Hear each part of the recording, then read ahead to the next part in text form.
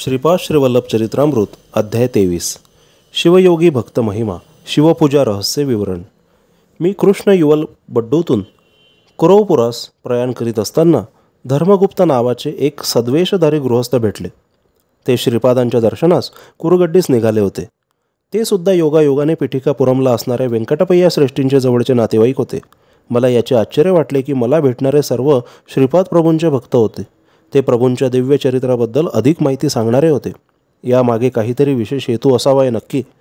श्रीपाद प्रभूंच्या चरित्रातील एक वर्ष झाले की त्यात घडलेल्या घटनांचा थोडा मागचा भाग मला कळलेला असे। त्यातील एका घटनेचा दुसऱ्या घटनेशी फारच कमी संबंध असे। आतापर्यंत श्रीपाद प्रभूंच्या 10 वर्षांपर्यंत घडलेल्या लीलाच मला माहिती होत्या। त्या क्रमबद्ध पद्धतीने त्यांच्याकडून मला कळल्या होत्या। मी मनात विचार केला की श्रीपादांच्या 11व्या वर्षातील लीला मला कळतील का? श्रीपाद प्रभू क्षण क्षण लीला विहारी आहेत। श्री धर्मगुप्त म्हणाले, अरे शंकर भट्टा, मी शिवभक्त आहे। श्रीपाद 11 वर्षांचे झाले असताना एके दिवशी त्यांच्या घरी एक शिवयोगी आला। तो अत्यंत विद्वान होता। तो केवळ करतल भिक्षाच घेत असे। तो आपल्याजवळ झोडी, भांडे, थाळी असे काहीच बाळगीत नसे। तो दिसण्यास एखाद्या वेड्या पुरुषाप्रमाणे दिसे। तो एके दिवशी कुक्कुटेश्वराच्या मंदिराजवळ आला। त्याचे धुळीने माखलेले कपडे आणि विचित्र बोलणे ऐकून त्याला देवळातील पुजाऱ्यांनी मंदिरात येऊ दिले नाही। तो देहाचे भान नसलेला अवधूत होता। तो सतत ओम नमो शिवाय हा शिवपंचाक्षरी मंत्राचा जप करीत होता। मी माझे मेहुणे व्यंकटपय्या श्रेष्ठींच्या घरी घोड्यावरून गेलो होतो। वाटेत असलेल्या कुक्कुटेश्वर मंदिरात जाऊन दर्शन घेण्याची माझी सवय होती। मी वैश्य प्रमुख असल्याने देवळातील अर्चकांनी माझ्या नावाने मोठी पूजा केली। त्यांना चांगली दक्षिणा देण्याची माझी पद्धतच होती। मी 5 वराह त्या अर्चकांना दिले। त्यांनी आपापसात वाटून घेतले। देवळातील अर्चकांनी मला त्यांची आर्थिक परिस्थिती, त्यांचे अनेक कष्ट याविषयी सांगितले आणि सनातन धर्माच्या रक्षणासाठी तुमच्यासारख्या सदाचारी शिष्याची अत्यंत आवश्यकता आहे असे ते म्हणाले। तेवढ्यात बाहेर आलेला शिवयोगी आत आला। त्याबरोबर 2 नागसर्पही आत आले। ते पाहून अर्चकांच्या तोंडाचे पाणी पळाले। शिवयोगी म्हणाले, अहो अर्चक स्वामी, तुम्ही घाबरू नका। ही शिवाची आभूषणे आहेत। पुत्र ज्याप्रमाणे आपल्या पित्याला प्रेमाने आलिंगन देतो, तसेच हे नाग आपल्या पित्यासम कुक्कुटेश्वराला आलिंगन देण्यासाठी आतुर आहेत। ते आपले स्नेही समान आहेत। आपण आपल्या स्नेह्यांना पाहून घाबरणे किंवा पडून जाणे हे महापाप आहे। अर्चक स्वामींनी विशेष पूजा केल्यामुळे ते नाग आकर्षित झाले। नागभूषण कुक्कुटेश्वराची आपण मनापासून अधिक श्रद्धेने पूजा केली पाहिजे। रुद्राध्यायातील नमक आणि चमक सुस्वरात म्हणून रागयुक्त शिवाची भजने म्हटली पाहिजेत। अर्चक स्वामी तेथेच बसून होते। मंदिरात येणाऱ्या भक्तगणांत कोणी धनवान होते तर काही भक्त साधारण गरीब होते। विशेष धनदान देणाऱ्या भक्तांशी अर्चक स्वामी अधिक आत्मीयतेने भाषण करीत। या अर्चकांमध्ये पिठिकापुरममधील सूर्यचंद्र शास्त्री नावाचा एक चांगले अनुष्ठान करणारा पंडित होता। त्याला श्रीपाद प्रभूंबद्दल भक्तिप्रेम होते। तो श्रीपाद प्रभूंचे स्मरण करून नमक चमक सुस्वरात आणि रागयुक्त आलाप गात म्हणत होता। तेथे आलेल्या नागांना त्याचे गाणे आवडले होते। ते सुद्धा आपले फणे हलवत आपला आनंद प्रकट करीत होते। शिवयोगाला घेऊन सूर्यचंद्र शास्त्री बापण्णाचारुलूंच्या घरी आले। तेथे त्यांना संतृप्ती भोजन करविले आणि श्रीपाद प्रभूंचे दर्शन घडविले। श्रीपाद प्रभूंनी त्यांना शिवशक्ती स्वरूपात दर्शन दिले।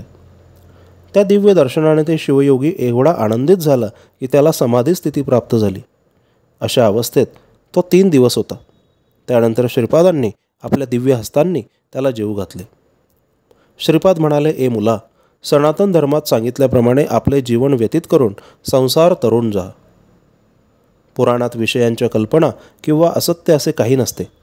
त्यातला सामान्य अर्थ वेगळा असतो आणि गूढ रहस्यात्मक अर्थ हा वेगळाच असतो। अनुष्ठान करणाऱ्या साधकास त्यातील अंतर अर्थ आणि गूढ रहस्य अंतःकरणात स्फुरते। भूतकारकांना चंद्रसूर्यात सूर्य परमात्म्याचे प्रतीक आणि चंद्रमनाचे प्रतीक वाटते। चित्स्वरूप तेजस मनोरूप असणाऱ्यांना चंद्राशिवाय सृष्टिकार्य चालत नाही असे वाटते। अमावस्या ही मायेचे प्रतीक आहे। ही माया पूर्वीच्या काळी वसुगुल नावाच्या कलेने जन्म पावत होती। चंद्रबिंबांमध्ये कलेचा प्रवेश झाल्यावर त्यातच तिचा लय होतो। ज्या प्रकारे माया परमेश्वर तेज घेऊन मनोरूप चंद्रांत पसरते, त्याच प्रकारे चंद्रात सूर्याचे किरण समाविष्ट होतात। माया असो अथवा अमावस्या असो, त्यांच्या जड स्वरूपामुळे त्यांच्यापासून निर्माण झालेले जगत त्यांच्या चिरकाल सान्निध्याने चित्तजडात्मक आहे। वसंत ऋतू ज्याप्रमाणे सृष्टीतील फूल फळाच्या उत्पत्तीसाठी कारणीभूत होतो, तसेच स्त्रीसुद्धा शिशूच्या जन्मास कारणीभूत होते। मृत्यूलोकात जीवाला जन्ममरण असते.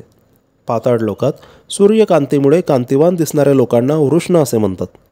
सप्तपाताळात वेदांच्या अधिष्ठातृ देवता असतात. मनाचे ज्या ठिकाणी निवासस्थान असते ती भूमी सप्तपाताळे नावाने संबोधली जाते. याची अग्नी आदी देवता आहे. या अष्टदेवतांना अष्टवसू असे नाव आहे. सूर्यकांतीमुळे शोभायमान होणाऱ्या देवतांना वसू असे म्हणतात. ब्रह्मशिला नगरातील श्रीपाद प्रभूंच्या बहिणीच्या वासवी या नावाचे हे गूढ रहस्य आहे. या अष्टगोलकांच्या मध्ये असलेल्या वायुस्कंदाला सप्तसमुद्र असे नाव आहे. सामान्य जन या सप्तसमुद्राला जलस्वरूप समजतात, परंतु ते खरे नाही. शिवमहिमा आंध्र प्रदेशातील 11 शिवक्षेत्रे आणि त्यांचे स्वरूप. शिव हा एकादश रुद्र स्वरूप आहे.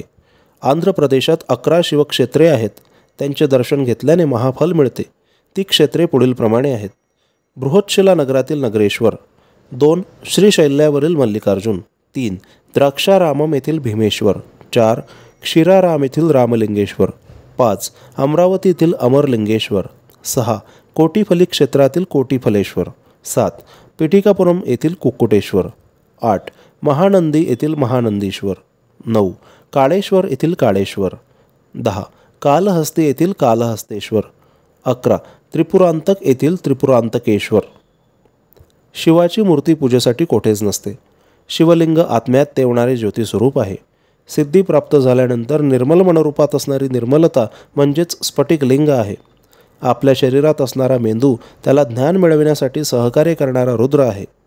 मानेपासून नाडी रूपात मानेच्या खालीपर्यंत व्याप्त असणाऱ्या नाड्यांना रुद्रजटा असे म्हणतात.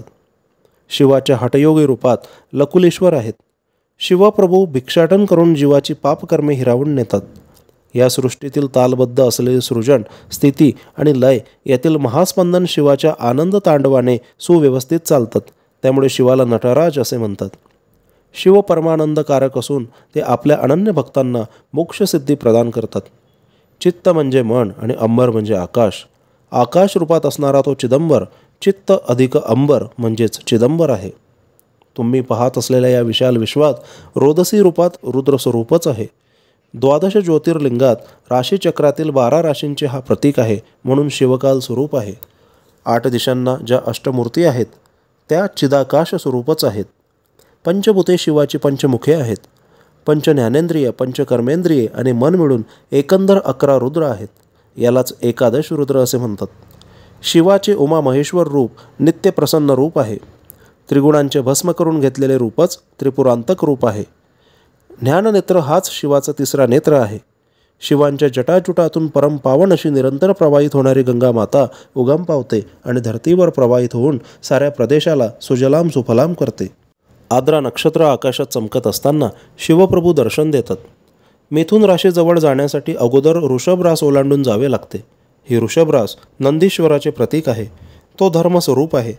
2 भुवयांतील पेटणारी ज्योती म्हणजेच लाल चंद्रकडा. योगस्थितीमुळे उद्भवलेल्या कामवासनेमुळे स्त्री पुरुष भेद नाश झाल्यावर एकत्व स्थितीस प्राप्त होते आणि त्याचे स्वरूप म्हणजेच अर्धनारी नटेश्वर. लिंग म्हणजे स्थूल शरीरात आत लपून असलेले लिंग शरीर हे ज्योती स्वरूपात विलसत असते असे वेद सांगतात. शिवपूजा रहस्य अनुष्ठान केल्याने किंवा गुरुकटाक्ष असेल तरच समजते. भौतिक रूपातील पिठापूर जसे आहे तसेच ज्योतिर्मय स्वरूप असलेले स्वर्ण पिठापूर एक आहे. त्याला आणि श्रीपाद प्रभूंना जो निरंतर भजतो किंवा स्मरण करतो तो ज्ञानी भक्त श्रीपादांना जाणू शकतो. तो कितीही दूर असला तरी स्वर्ण पिटिकापुरातच वास करतो. अशा भक्ताला श्रीपाद प्रभू अत्यंत सुलभप्राय असतात. भौतिक पिटिकापुरममधील कुक्कुटेश्वर मंदिरातील अर्चक स्वामी प्रमदगणांचे अंश रूपाने जन्माला आले होते. भूत प्रेत पिशाच्यादी महागण अनेक असतात. योगाभ्यास करणारे आणि श्रीपाद प्रभूंची आराधना करणारे भक्त त्या भूतप्रेतांना रोखून ठेवतात. हे सर्व अडथळे दूर करून जे भक्त श्रीपाद प्रभूंना येऊन भेटतात ते धन्य होत. श्रीपाद प्रभू म्हणाले, माझ्या आजोळच्या घराच्या अंगणात एक मोठे संस्थान होणार आहे असे अनेक वेळा मी सांगत आलो आहे. माझा संकल्प अमोघ आहे. मुंग्या जशा अगणित संख्येत असतात तसेच माझे भक्त लक्षानुलाक्ष आहेत. योगीगण माझ्या संस्थानाचे धर्मपालन योग्य रीतीने करतील. कोण किती जण कोठून केव्हा कशा प्रकारे येणार ते मीच ठरवितो. पिटिकापूर येथे वास्तव्य केल्यावर श्रीपादांच्या संस्थानाचे दर्शन सर्वांनी केलेच पाहिजे. माझा अनुग्रह जे योग्य शिष्य आहेत त्यांनाच होईल. त्यांच्यावर मी अमृतवृष्टी करीन. अयोग्य व्यक्तीला माझे दर्शन मृगजळासारखे वाटेल. श्रीपाद श्रीवल्लभांचा जय जयकार असो.